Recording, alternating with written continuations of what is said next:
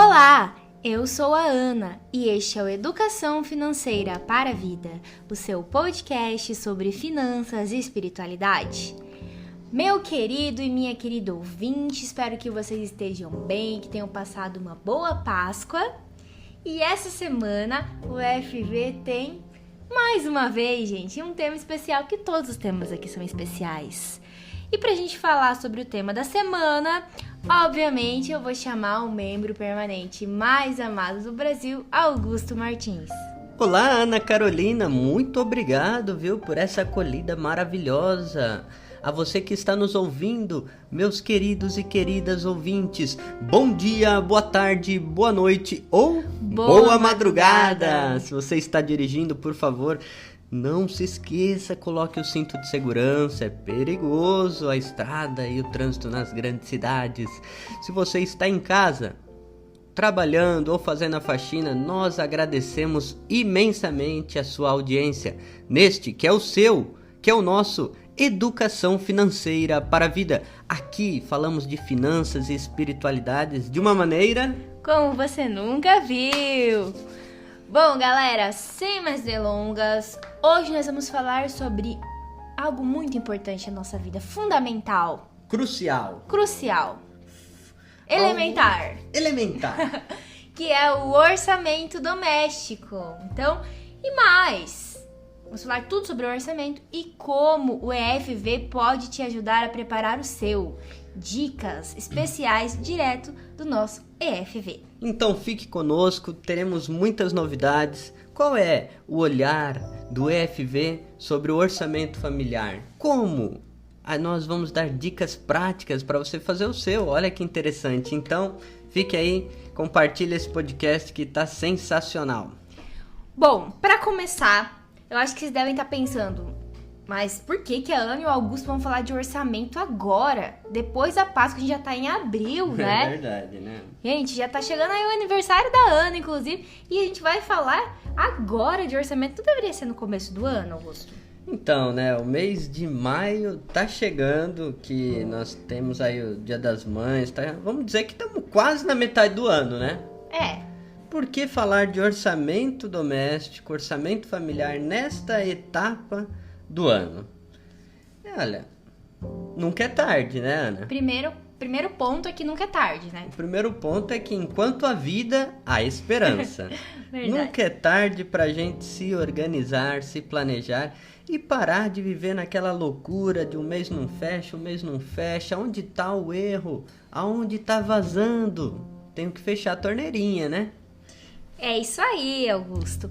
Bom, gente, geralmente o mês de maio, né, que a gente tá agora no meio de abril já, ele é um mês em que costuma se desestabilizar novamente o orçamento. A gente tem uma grande desestabilização ali entre o Carnaval e a Páscoa, quando as pessoas vão viajar, se animam e gastam um pouco mais. E depois em abril, geralmente, por quê? Agora, em maio, perdão. Por quê desse período de abril para maio? Porque a gente tem aí o querido, o amado imposto de renda, que já emenda com o Dia das Mães, que é uma data em que as pessoas costumam gastar muito no comércio, né? Só perde pro Natal, geralmente. E aí, às vezes, o que acontece, Augusto? A gente acha que tudo é imprevisto, a gente esquece que lá não é como se todo ano não tivesse imposto de renda, por exemplo, né? Exatamente. Então, esse costuma ser um dos períodos que, de acordo com os educadores financeiros, os orçamentos costumam dar mais uma bagunçada. E às vezes a pessoa não fecha as contas e tem que recorrer a empréstimos, a um dinheiro de terceiros. E esse é um grande problema que vivem as famílias e, de maneira geral, você falou assim, os imprevistos, que na verdade são previstos, né, Ana? É o que a gente vai falar hoje mais pra frente. É o que nós vamos falar do ponto de vista comportamental, da psicologia. O que são esses imprevistos previstos? O que nós podemos prever de fato? Porque veja bem, olha, acabou de passar a Páscoa, algumas famílias que se endividaram porque tiveram que comprar ovos de Páscoa que não estão baratos, estão bem caros. E aí entra essa bola de neve, mas teve os impostos, começo do ano, a gente falou de planejamento, aí logo em seguida vem carnaval, material escolar para as crianças, ou faculdade, as grandes matrículas, né? E então dava para prever isso? E como eu antecipar o que vai vir, né, Ana? Isso, mas antes disso tudo, Augusto, a gente primeiro precisa lembrar efetivamente o que é fazer um orçamento. Exatamente. E entender, antes disso ainda, que o orçamento é parte disso que você falou, que é um planejamento financeiro, que é como a gente começou o ano aqui no FV, falando muito sobre planejamento e a importância dele. Então, o orçamento, gente, ele faz parte tanto do nosso passado, que a gente viveu, do nosso hoje, nosso presente financeiro, e também do nosso futuro. Muitas pessoas acham que não, mas aí entra essa parte de previsões. Então ele deve ser essa liga de tempo, tá? E esse orçamento, ele nada mais é do que uma identificação e um controle das receitas e das despesas. Então é um local, a gente chama assim, que pode ser uma planilha, pode ser um caderno, pode ser o planner, pode ser um aplicativo no celular, onde você identifica e a partir daí vai controlar de onde seu dinheiro vem e para onde ele vai, ou seja, o que você ganha e o que você gasta. E às vezes muitas famílias, Augusto, elas não fazem esse planejamento porque acham que tem que ter um profundo conhecimento de finanças. Matemática financeira. Isso, matemática financeira. Porcentagem, cálculos. Eu não me dou bem com números. Então... Não vou fazer. Fica sendo só uma desculpa para não planejar os gastos, porque o orçamento nada mais é do que uma lista em que você faz uma conta de mais e menos. Então, o que você ganha, menos o que você gasta, tem que bater com o que está sobrando ali, ou, infelizmente, tem as famílias em situação de endividamento, o que está faltando para pagar as contas, né? E olha só, gente, a gente tem que tomar muito cuidado, obviamente, para que as nossas despesas, os nossos gastos, eles nunca ultrapassem as nossas receitas. O ideal é que sobrasse um dinheiro pra gente poupar, pra gente investir, pra realizar os nossos sonhos, tá? Mas o primeiro objetivo, vamos chamar assim, do orçamento é fazer com que as receitas deem conta de pagar as nossas despesas, tá? E logo de prima, assim, vamos dizer, a gente poderia começar nesse podcast para os nossos ouvintes dizendo, orçamento não é apenas uma questão de dinheiro, de finanças. Por que isso? Porque dinheiro, finanças, é uma questão de escolha. Então, o seu orçamento familiar, o seu orçamento pessoal, vai dizer das suas escolhas. Exatamente, Augusto. Ele é como se fosse um espelhinho. Que você vai se olhar, fala assim, quem é a Ana? Pegar meu orçamento e falar, a Ana é essa menina que gasta comprando um lápis de olho, comprando uma blusa, comprando coisas para gatos, por exemplo. Você vai olhar quem é você a partir da sua estrutura de gastos. Exatamente. Para onde que o dinheiro está indo? Então, se você não começou, já vai se preparando aí que hoje é o dia de começar o seu orçamento. E olha só, uma coisa que a gente tem que falar, que é o uso, que a gente já até falou outras vezes, mas nunca é demais repetir, é que muitas e muitas vezes, gente, quando se trata de dinheiro, as pessoas pensam o quê? Vai conversar, discussão, briga, é momento desagradável, principalmente quando tá uma família que tem pessoas de diferentes idades e com diferentes sonhos, preceitos financeiros, objetivos, rendas, enfim. Então, isso também pode ser uma desculpa às vezes para não fazer o orçamento. Que é questão de brigas, né? Então a gente vai dar umas dicas para como a gente passar por essa etapa, tá? E também essa questão do planejamento pode até acarretar em uma situação de violência. Essa discussão, essa briga pode acabar em uma situação de violência financeira, que a gente também já falou aqui no podcast, né? Exatamente. Que é a parte mais drástica, assim, principalmente para as mulheres, que às vezes sofrem esse tipo de violência, que é a violência financeira ou patrimonial. Mas mesmo quando não chega nesse extremo de uma violência, situações de desgaste entre as pessoas na família acabam desestimulando o interesse. Então, a pessoa associa automaticamente, né, Augusto? Olha, a conversa de dinheiro é problema. Então, não vou fazer esse orçamento. Vou viver do jeito que dá aqui, pagando minhas contas, me matando aqui pra pagar as contas, literalmente, né? E aí, isso impacta toda a maneira com que a pessoa se relaciona com o dinheiro, como ela enxerga o dinheiro na vida dela. Mas isso é prejudicial, né? Vocês que estão aqui no FV vão ganhar dicas práticas. Bem, como então evitar esses momentos desagradáveis, essa lógica da briga, da discussão, do ódio, do rancor? Bem, nós falamos, orçamento é uma questão de escolha.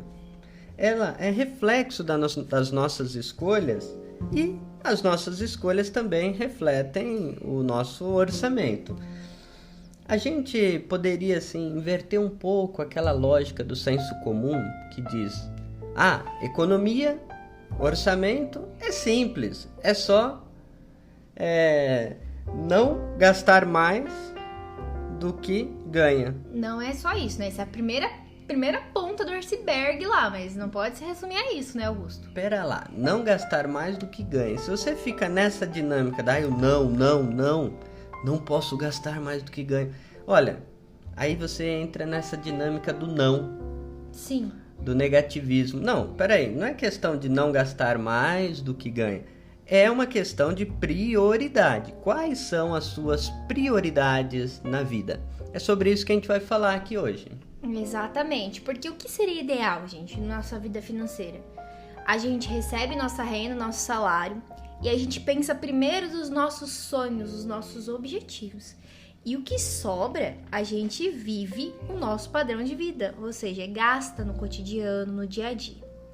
Mas a maioria das famílias, por N motivos que a gente já discutiu aqui, que no Brasil tem um salário muito baixo, falta de planejamento, falta de educação financeira e outros, acontece o contrário.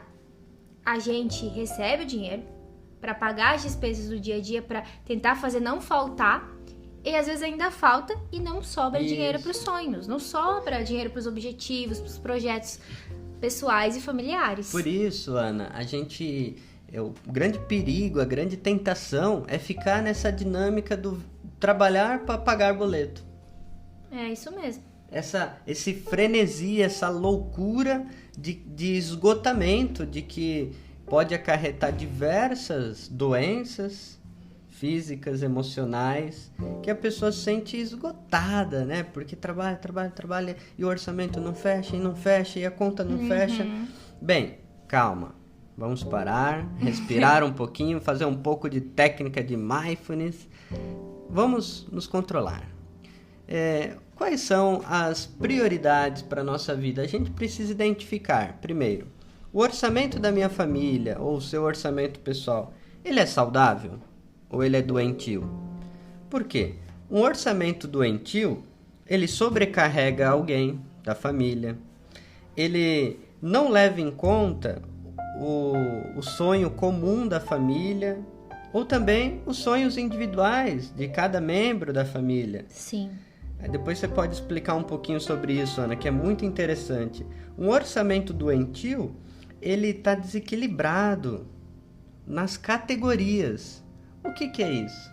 Bom, Augusto, isso é uma consequência do que você falou aqui, que é um círculo vicioso dos boletos. Às vezes a gente paga tantas contas, tantos boletos, só que a gente não percebe que tipo de gastos são esses que a gente está tendo. E a gente pode categorizar dentro do orçamento, você pode escolher, criar uma categoria para transporte, para saúde, para alimentação. Às vezes a gente fala, nossa, nunca sobra dinheiro, por exemplo, para um lazer, mas é porque a gente está se alimentando, por exemplo, de uma maneira ruim. Aqui a gente pode dizer ruim não do ponto de vista saudável de alimentação, mas, por exemplo, em vez de você cozinhar, você está todo dia comprando comida fora de casa. Que é muito mais caro. Que é muito mais caro. Então, não tem nada de errado de você comprar comida fora de casa, mas tem que estar no seu planejamento. Então, às vezes, a gente está com uma categoria muito sobrecarregado. Por exemplo, você está pagando várias plataformas de streaming de áudio, de vídeo, e aí acaba ficando muito pesado para o seu orçamento. Que tal, então, por exemplo, dividir com outros amigos? Se você gosta de todas, né? Eu gosto mais de uma, quero ter a A, a B, a C. Então, divida com seus amigos que você vai acabar pagando o preço de uma só e tendo acesso a todas. Olha só. Então, a gente consegue encontrar soluções, só que a gente só encontra essas soluções a partir do momento que a gente percebe que está sobrecarregado, né, o orçamento a partir dessas categorias. Então a gente precisa fazer o orçamento para poder saber, né? E um orçamento doentio que sobrecarrega um dos membros da família. Ótimo, isso é excelente você falar, Augusto. Vou dar um exemplo bem prático para vocês ouvintes entenderem. Então, supondo que eu e o Augusto aqui, a gente é uma família, tá? Só nós dois. Nossa, até parece, né? É algo muito real, né, gente? Então, a gente é uma família. E aqui em casa, vamos supor que a gente tem uma despesa de 3 mil reais por mês. O Augusto ganhe 5 mil e eu ganhe R$1.000. Um exemplo, então a nossa renda é 6 e a nossa despesa é 3. E aí, o Augusto olha pra mim e fala, não, cada um vai pagar metade. Eu falo pra ele, ué, como assim? É 1.500 pra cada, eu só recebo 1.000, como é que eu vou pagar? Então, isso tá errado.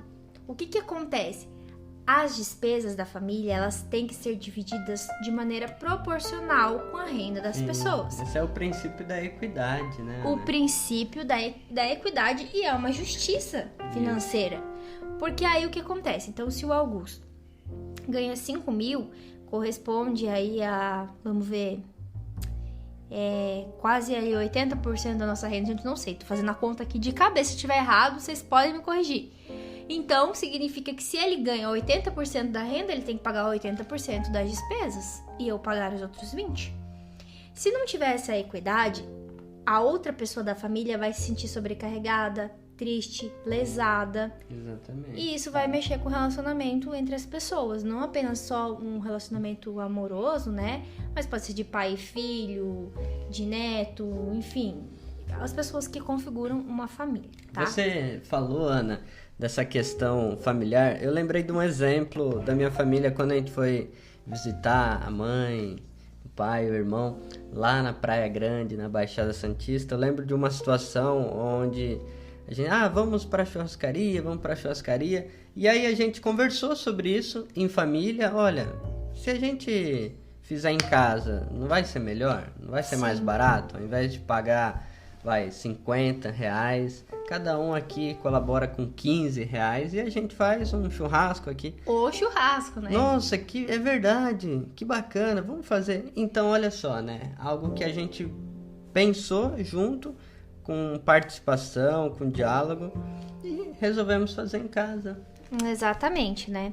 Que aí parte para um princípio de um orçamento saudável, né, Augusto? O que seria esse orçamento? Ele precisa ser participativo, dialogal, precisa ter um equilíbrio entre as categorias, aquilo que você disse. O nosso consumo, ele pode ser dividido em categorias: educação, transporte, alimentação, moradia, luz, aluguel, enfim.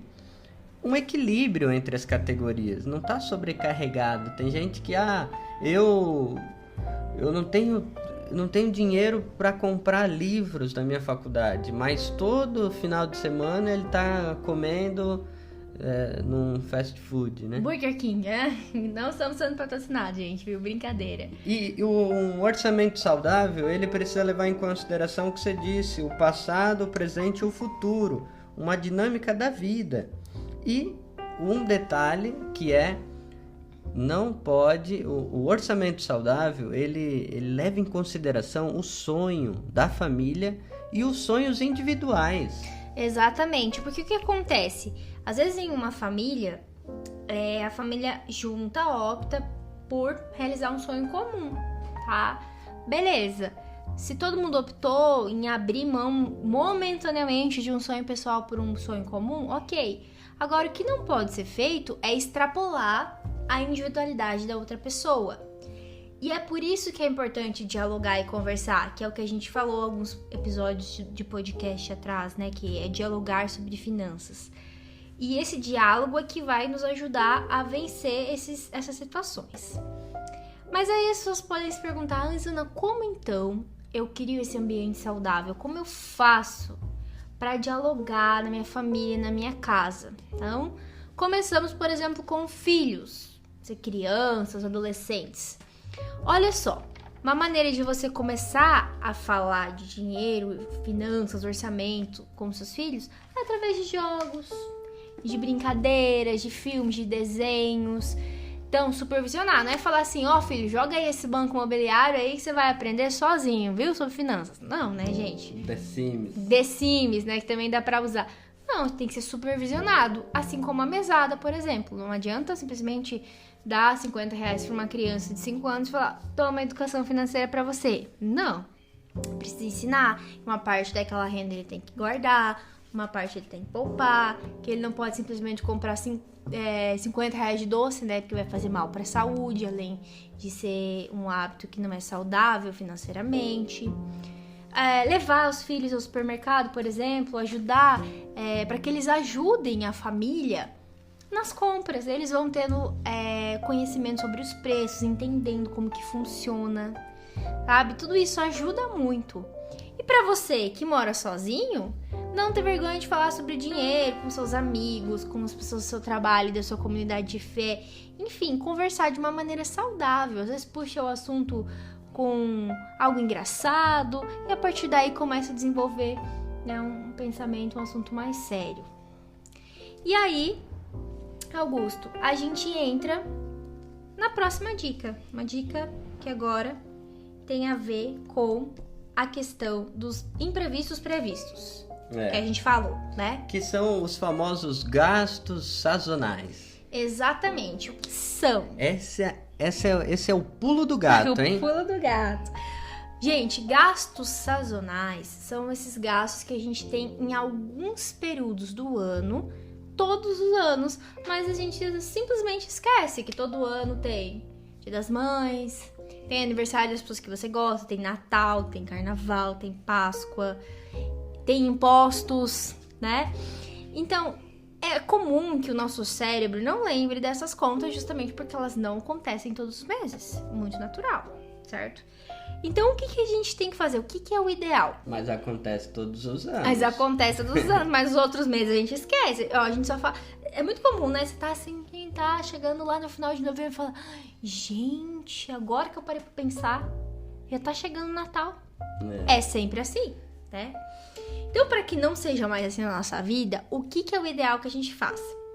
Além do nosso orçamento doméstico, que a gente faz de todos os meses, esse que eu falei para vocês, anotar as receitas, as despesas, a gente tem que todo começo de ano fazer um outro orçamento. Como assim, Ana? Outro? Sim, um orçamento anual de gastos sazonais. Esse orçamento anual, você só vai anotar o que você gasta. Você vai colocar janeiro, fevereiro, março, enfim, todos os meses. E você vai se imaginar, você vai fazer uma técnica aqui de meditação, igual o Augusto falou, e você vai se imaginar. Pensa que é janeiro, começa a pensar. O que tem em janeiro? Tem aniversário da minha avó, tem imposto aqui da minha cidade, por exemplo, taxa de lixo, não sei, né? Cada lugar é um período. Aí você vai anotar quanto que é. Ou quanto você quer destinar de valor para pagar um presente para aquela pessoa, por exemplo. Então você vai anotando todos os meses. E aí no final do ano você vai ter uma soma, um valor de gastos sazonais. Vamos supor que seja R$600, tudo, ó. Tô chutando um valor bem aleatório, viu, gente? Bem baixo, né? Bem baixo. Então, R$600 e tudo mais. E aí, você vai dividir por 12. Divide por 12 ali, que vai ficar o quê? R$50 por mês? Fiz a conta certa? Fiz R$50 por mês. O que significa daí? Você vai pegar, dentro do seu orçamento doméstico, vai colocar gastos sazonais, R$50. Se todo mês você juntar esse dinheirinho, você já vai ter reserva pro próximo ano, entendeu? Isso que é o legal. Então esse é o pulo do gato, porque eu consigo prever o gasto que, entre aspas, é o imprevisto do presente da mãe, do ovo de Páscoa do filho, do presente de Natal. O que às vezes parece que na bola de neve é sempre imprevisto, eu consigo planejar anteriormente, botar fazer uma soma, e aí eu divido por 12, então cada mês eu reservo um dinheirinho para isso. Exatamente. Isso impede tanto a pessoa de entrar no endividamento, por exemplo, gastar mais no cartão, pegar cheque especial, e também de assaltar a reserva de emergência, porque aí é o errado, né, gente? A pessoa fala assim, emergência, Páscoa é emergência. Não. Emergências são coisas que a gente não prevê.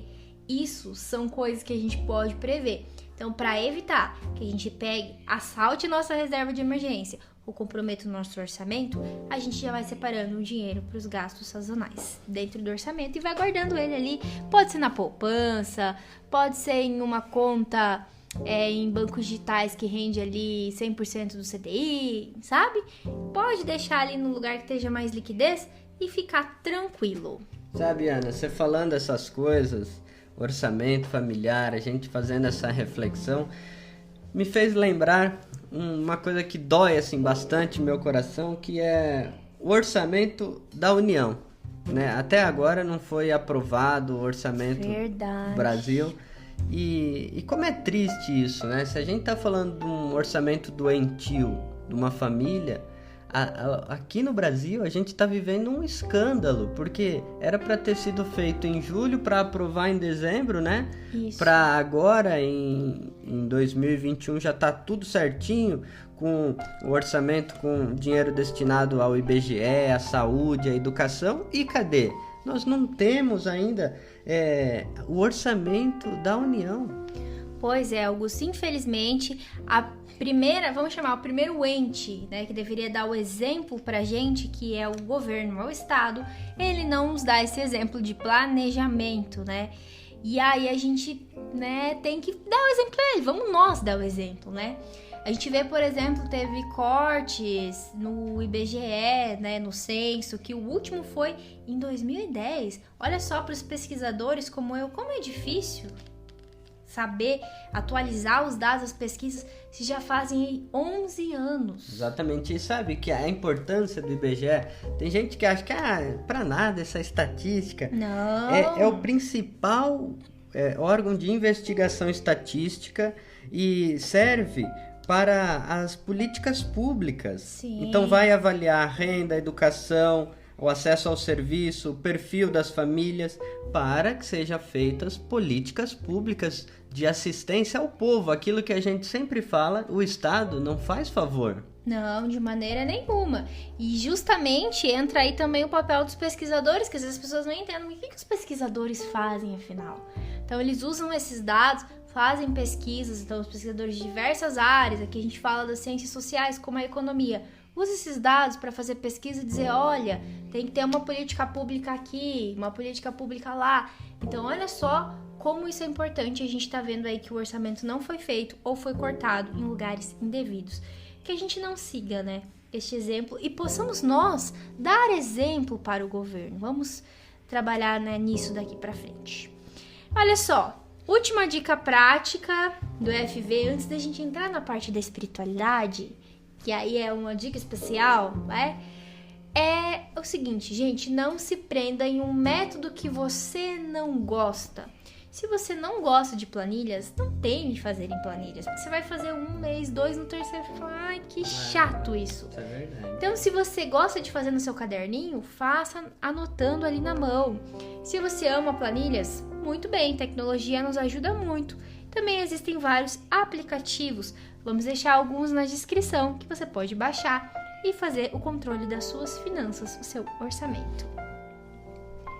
E agora, tcharam! Vamos para a parte da espiritualidade, Augusto. O que nós podemos aprender da espiritualidade agora desse tempo pascual que nos ajuda ao orçamento? Bem, o que eu preparei para vocês, para a gente conversar aqui, Ana, é sobre a cultura da misericórdia. Nós estamos nesse segundo domingo da Páscoa, que é chamado o Domingo da Divina Misericórdia. Eu gostaria que a gente refletisse o orçamento familiar e também da nação sob a ótica da misericórdia, que é essa cultura do encontro, essa economia do cuidado e essa política do amor, da caridade.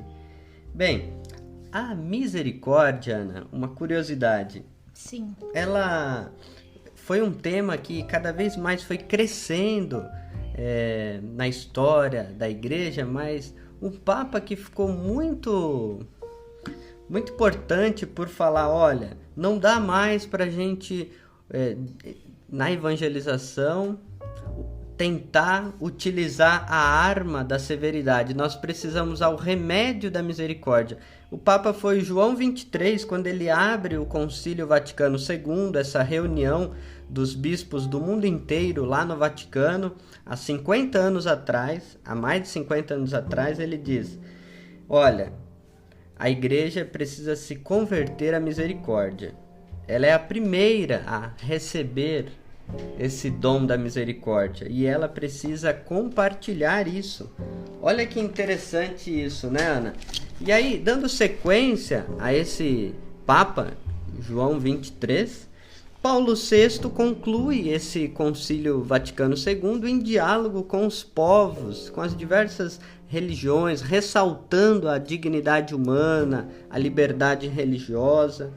Bem, isso é a expressão da misericórdia, a acolhida ao outro, ao respeito. E aí, dando sequência a essa brincadeira que eu trago aqui dos papas e a misericórdia, João Paulo I disse: Deus é pai e mãe. Ai, que lindo, adoro essa frase. Isso é ele viveu muito pouco ali no papado, e depois veio João Paulo II, que cresceu nas proximidades de Auschwitz, lembra?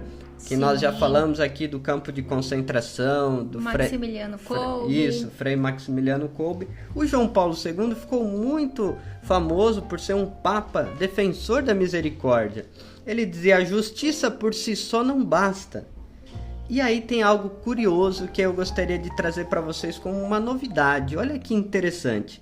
A primeira canonização, ou seja, o primeiro santo do terceiro milênio, foi uma mulher. Quem? A irmã Faustina. Santa Faustina Kowalska, uma polonesa. E foi no dia 30 de abril do ano 2000. Então, o Papa João Paulo II como que inaugura o terceiro milênio como o milênio da misericórdia.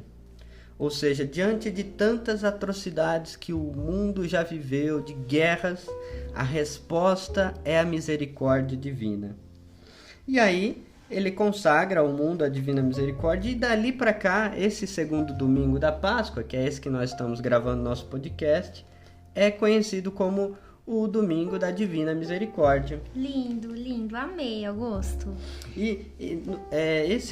Esse dia, ele era conhecido na igreja primitiva, o domingo Domenica in Albis, ou seja, o domingo branco. Lembra que na vigília pascal é comum que as pessoas sejam batizadas, e nesse domingo que seguia, as pessoas devolviam a veste branca. Então, o domingo branco, as pessoas iam devolver a veste para continuar o testemunho pascal. E por que eu estou falando isso? O que isso tem a ver com orçamento familiar? Bem, dando sequência, o Bento XVI insere a misericórdia como um fundamento da doutrina social da igreja, quando ele diz: a opção preferencial pelos pobres, ela é uma categoria essencialmente cristológica, ou seja, tem a ver com Jesus de Nazaré, o Cristo. Ou seja, não podemos esquecer dos pobres, a misericórdia, o cuidado, a acolhida. Lembra o texto de Mateus que diz: eu estive com fome e me deste de comer, estava nu e me vestiste, estava preso e foste me visitar. O que fizeram ao menor dos meus irmãos foi a mim que o fizeste. Então, a misericórdia em Bento XVI, ela toma uma categoria social profundamente importante. Olha que interessante. E aí vem o Papa Francisco, que coloca no seu brasão: eleito pela misericórdia. Escreveu um livro muito bonito que nós recomendamos, que é O Nome de Deus é Misericórdia. Proclamou o ano da misericórdia em 2015 e 2016. O Papa da Misericórdia. O ano da misericórdia, Ana, por curiosidade, esse é um tema que eu gosto muito, que eu pesquisei para o meu TCC na teologia. O ano da misericórdia foi aberta, a primeira porta da misericórdia. Você lembra onde foi? Não, eu não lembro, mas eu amei que abriram uma porta lá na catedral, que eu passei por ela, me senti abençoada. Olha que interessante, foi no leste africano, num país chamado Bangui. Nossa, não sabia disso aí não. Um país marcado pelas guerras, E o Papa dá um basta aos instrumentos de morte. Ele fala, parem com isso, aqui a partir de agora é a capital espiritual do mundo. E ali ele inaugura esse ano da misericórdia. Olha só, não foi no Vaticano, foi Que lindo. no leste africano, no país Bangui. Ai, Então, assim, é muito profético esse anúncio de que nós precisamos da misericórdia nos dias atuais. Bem, de maneira bem resumida, o Sínodo da Família veio nesse período do Ano da Misericórdia. E aí a gente cai aonde? Na Amoris Laetitia, que é o documento sobre o amor na família. E ali o Papa dá uma pedagogia da misericórdia. Como vivermos em família, compreender o outro, perdoar, acompanhar nas dificuldades, esperar, a paciência. Hoje a gente vive um frenesi, o outro não te respondeu a mensagem, você já xinga ele, integrar as diferenças. E aí, olha que curioso, o Papa diz assim, no número 290, a família é protagonista da ação pastoral através do anúncio explícito do Evangelho e na herança de múltiplas formas de testemunho. Ou seja, a família é que anuncia o Evangelho do amor, o Evangelho da misericórdia. Como? Na solidariedade com os pobres, a abertura à diversidade das pessoas, a preservação da criação, a solidariedade moral e material com as demais famílias, principalmente as mais necessitadas, o esforço pela promoção do bem comum mediante transformações de estruturas sociais injustas a partir do qual ela vive, pondo em prática as obras de misericórdia. Olha só que legal. Portanto, o EFV quer trazer que o orçamento familiar participativo da comunidade, do bairro e da nação tem que levar em consideração os mais necessitados, senão não favorece a vida. E também eu acho, Augusto, que dentro dessa ótica da misericórdia que você citou, eu achei interessante a questão de você entender o outro, ouvir o outro, integrar e acolher.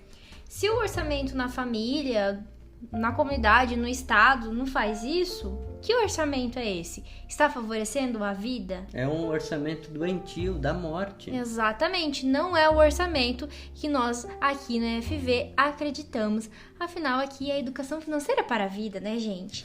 Então, que a gente saiba dentro da nossa família, da nossa casa, dos movimentos, das comunidades que a gente participa, construir tudo, inclusive os orçamentos, tendo como base essa ótica da misericórdia, entendendo que todo mundo é importante e todo mundo deve participar dessa construção de qualquer coisa, inclusive um orçamento. Exatamente. Né? E assim a gente pede para você que gostou desse podcast, compartilhe com seus familiares, com seu pároco, com os líderes da pastoral, com os amigos do trabalho, familiares, enfim, com todos aqueles que você... Olha, isso aqui é um podcast muito interessante, a gente agradece bastante isso.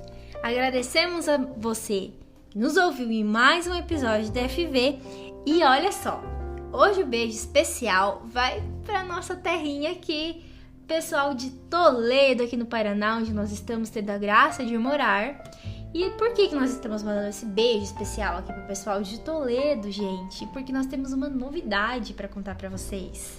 A Diocese de Toledo, em diálogo na equipe do EFV, nós, em parceria ali com o Padre André, com a Jéssica. Beijos, Padre André e Jéssica. Ao povo aí de Marechal. Cândido Rondon também. Nós estamos inaugurando nosso artigo, a nossa coluna na revista Cristo Rei, que está preparando os terrenos para uma pastoral social que sempre foi o grande sonho do FV. Iremos iniciar os trabalhos aqui na Diocese de Toledo. Então, você que está nos ouvindo, que é da Toledo e região, um grande beijo para vocês. Se preparem, teremos muitas coisas boas para vocês, para ajudar a melhorar a sua qualidade de vida, na família, na comunidade. são as finanças e espiritualidade, especialmente para você. Então acompanhe a gente aí na revista Cristo Rei e também para os nossos ouvintes. A gente vai deixar o link, dá para vocês lerem as reportagens online, tá bom? Esse foi o FV de hoje, um beijo grande para vocês e lembre-se sempre. Falta o agradecimento ao Dom João, né? Ai, claro, gente. O bispo que nos acolheu com muita caridade e nos enviou em missão. Então um grande beijo, Dom João, beijo, paz Dom João. E bem, meu irmão. E lembre-se sempre, educação financeira é educação para a vida.